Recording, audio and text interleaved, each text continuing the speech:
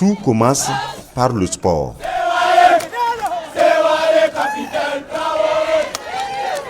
C'est la ration quotidienne des pensionnaires du Centre national de formation des volontaires pour la défense de la patrie.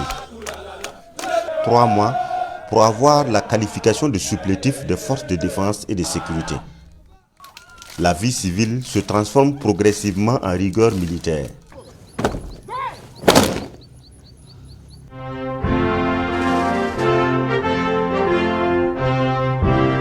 Pour la toute première fois depuis sa création en 2022, le centre ouvre ses portes à la caméra.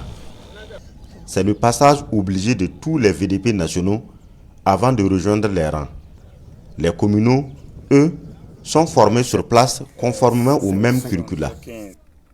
La formation militaire initiale et la formation aux droits humains. D'emblée, dans la formation des militaires, dans cette nouvelle forme de guerre, surtout asymétrique, mieux vaut prévenir que guérir. Et ça fait qu'une ouverture spéciale a été faite dans ce sens-là pour amener les VDP à être formés en matière de droits humains. Dans le programme de formation des volontaires pour la défense de la patrie, comme dans tout autre programme de formation militaire, sont intégrés les droits humains. Et ce, pour que les supplétifs des forces de défense et de sécurité puissent, dans ce contexte de guerre, connaître et observer au quotidien dans leurs combats le respect de la dignité humaine, la distinction et la protection des non-combattants et des biens, les droits des prisonniers ainsi que les conditions de transfert de ces prisonniers vers les structures et les autorités compétentes. En temps de guerre, la brigade des volontaires pour la défense de la patrie s'entoure de tous les garde-fous avant de militariser les civils. Car l'enjeu est de taille. Il faut humaniser les théâtres d'opération, surtout dans cette guerre complexe.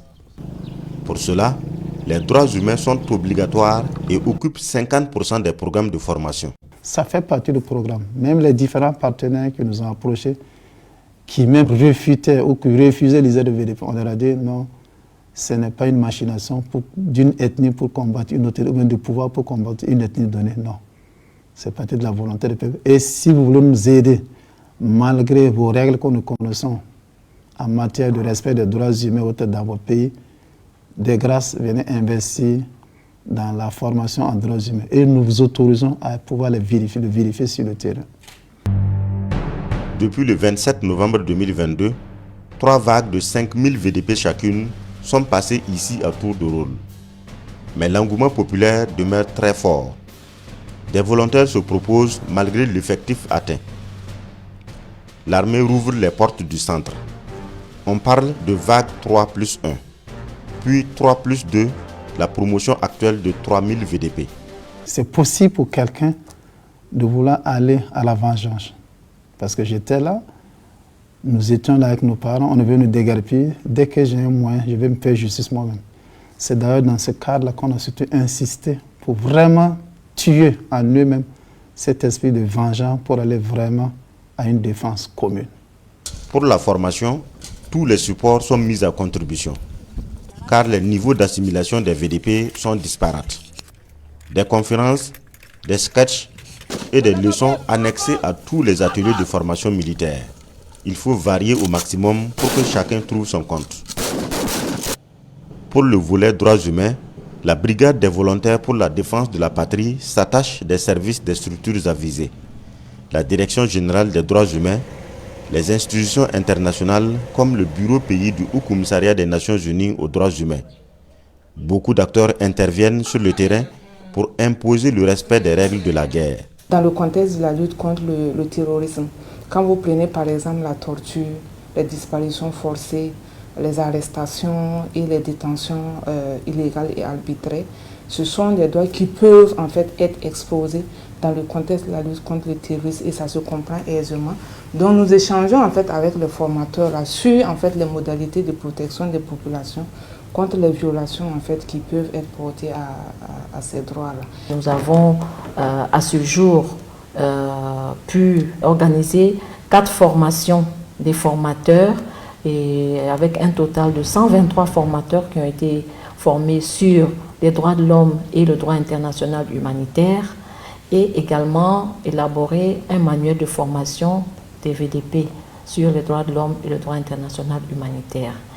Et il faut dire que l'objectif de notre appui dans cette stratégie, c'est de faire en sorte que l'encadrement des VDP soit renforcé afin de minimiser les risques de violation des droits de l'homme au Burkina Faso dans le cadre de la lutte contre le terrorisme. Nous sommes en collaboration avec d'autres agences des Nations Unies telles que l'UNICEF, le HCR et le FUNUAP qui également contribuent à la réalisation de cette stratégie.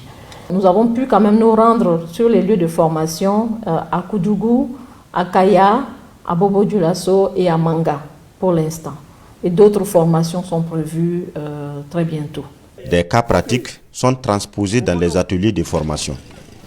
Ici, par exemple, c'est la manœuvre du jour, le travail quotidien des VDP, la patrouille motorisée à partir d'un village à un autre. Le circuit est semé d'embûches pour forger le mental des hommes. Le premier obstacle, une mine artisanale tendue. Repliez-vous, mine confirmée. Mine confirmée. Il ne tombe pas dans le piège. Il le détecte, le balise et envoie la localisation à une équipe technique. Il progresse à nouveau et tombe dans une embuscade.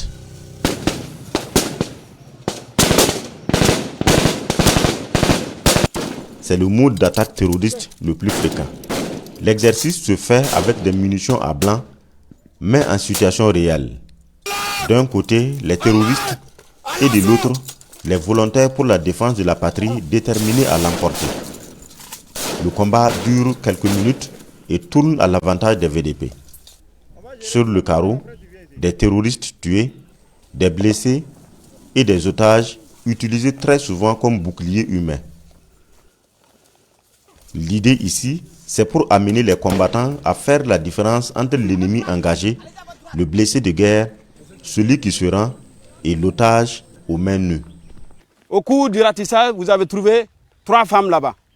Les 3 femmes, elles étaient venues pour chercher du bois et les terroristes les ont capturées.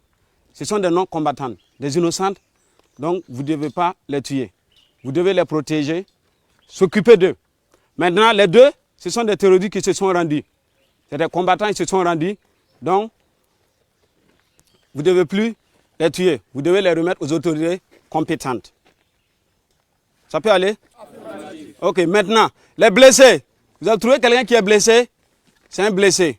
Prendre soin du blessé et le conduire à l'autorité compétente, à la gendarmerie ou à la police. Ce n'est pas parce qu'il est blessé qu'on va dire qu'on va l'achever. Non, ça ne marche pas. Il est blessé, vous prenez soin de lui et vous le conduisez devant l'autorité compétente. C'est bon? Moral! Repos! Repos! C'est la routine ici. Faire comprendre aux futurs supplétifs des forces de défense et de sécurité que les théâtres des opérations ont leurs règles, souvent difficiles mais nécessaires à la reconquête de la paix. Utiliser les mêmes moyens que l'ennemi est enseigné, mais pas les mêmes méthodes.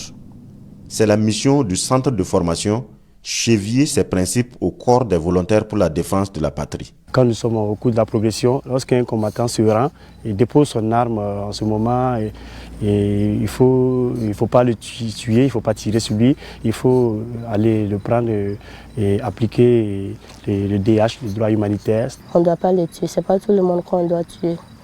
Il y a quelqu'un, une innocent qu'on a attrapé, il n'est pas armé, on ne doit pas le tuer. On est censé de protéger les innocents. De protéger les innocents, c'est-à-dire les femmes, la population en général. Chercher à protéger son potentiel criminel, au-delà d'être un principe des droits humains, est une stratégie de lutte. La quête de l'installation de confiance et la collaboration populaire. La mission du VDP, c'est de contribuer aux besoins par la force des armes, à la défense et à la protection des personnes et des biens. Et il est souhaitable que ces populations puissent être fières de ces VDP qui contribuent à leur sécurité. Sa mission, c'est une mission de protection des droits humains. Il faut que d'abord il arrive à intérioriser cela. Et pour que cette mission-là puisse réussir, il a besoin en fait de la collaboration de l'ensemble de la population. Et pour que cette population-là collabore, il faut que cette population-là se sente protégée, se sente comprise en fait par le VDP dans le cadre de sa mission. Donc il n'y a que par le respect en fait des standards des droits humains que en fait on peut susciter en fait cette collaboration-là nécessaire à la réussite de la mission qui est confiée au VDP sur le terrain. Sur le terrain, le respect des droits humains est un impératif. Le code de conduite des VDP, la loi portant statut des VDP et celle portant création des VDP veillent au grain. Des garde-fous dressés pour imposer l'humanisation de la guerre. La justice militaire et le droit commun sont aux trousses de ceux qui foulent aux pieds les standards des droits humains. Et toute violation des termes de ces textes juridiques entraîne automatiquement des sanctions, non seulement disciplinaires, mais aussi statutaires, sans préjudice des sanctions pénales.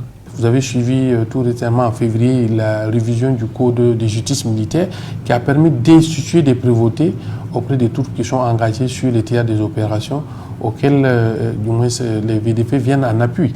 Donc bien entendu, il est clair que quand il y a des actes qui portent violation massive ou des allégations du moins, il y a des constatations qui puissent être faites pour des enquêtes sont ouvertes. Ça a été le cas par exemple pour des allégations telles qu'à Nouna ou à Mbal. Toutes ces procédures sont en cours pour élucider et bien entendu éventuellement prendre des sanctions. Le Burkina Faso a souscrit un certain nombre d'instruments internationaux sur la promotion et la protection des droits humains qui ont été intériorisés par des tests internes. Donc pour nous, il s'agit non seulement de respecter notre législation nationale, mais de respecter les engagements de l'État au plan international en ce qui concerne les droits humains. Des sanctions de divers ordres sont déjà prises contre des combattants qui utilisent les moyens de l'État contre des honnêtes citoyens. Des mises à pied, des révocations, même des peines d'emprisonnement sont prononcées à l'encontre des VDP qui tordent le cou aux droits humains. Aucun acte illégal ne reste impuni, même sur le théâtre des opérations. À ce jour, il y a des sanctions qui sont prises à l'encontre de ces VDP. Et bien entendu, on ne peut pas laisser passer ces fautes qui sont commises par ces VDP. Nous avons environ une centaine de VDP qui sont révoqués pour violation en fait du code de conduite et du statut du VDP. Également, il y a des dossiers aussi qui sont transmis au niveau du tribunal militaire comme au niveau du procureur général et la situation est en cours. Et au niveau du tribunal militaire, il y a eu récemment un jugement pour des cas d'infraction aux règles. Et aussi sur le plan pénal, il y a des VDP qui sont jugés pour des fautes commises conformément au non-respect des règles et lois édictées par le Burkina Faso en termes du respect des droits humains. Vraiment, on a des retours là-dessus. Il y a quelques égarements de but, mais qui ont été vraiment punis sévèrement d'ailleurs. Tous ceux qui sont passés dans des cas de vengeance ont été sévèrement punis. Et ça sera toujours comme ça. Ce ne sont que des actes isolés. La grande majorité des VDP abattent un travail de sécurisation des populations et de leurs biens partout à travers le pays. Le commandement le reconnaît, mais reste intraitable face à la moindre faute professionnelle. Je voudrais féliciter l'ensemble de tous les VDP qui travaillent d'arrache-pied sur le terrain afin que le Burkina Faso puisse recouvrer la paix. Les volontaires pour la défense de la patrie, même avec une brigade à part entière, n'évoluent pas seuls. Les nationaux sont incorporés dans les bataillons de marche et les communaux sous la coupe des forces de sécurité intérieure. Un carcan voulu pour mieux contrôler leurs actions sur le terrain. Pour l'heure, ils bénéficient d'un soutien populaire très fort. Des populations qui, à longueur de journée, contribuent au fonds de soutien patriotique, budget essentiel de rétribution et de fonctionnement des volontaires pour la défense de la patrie.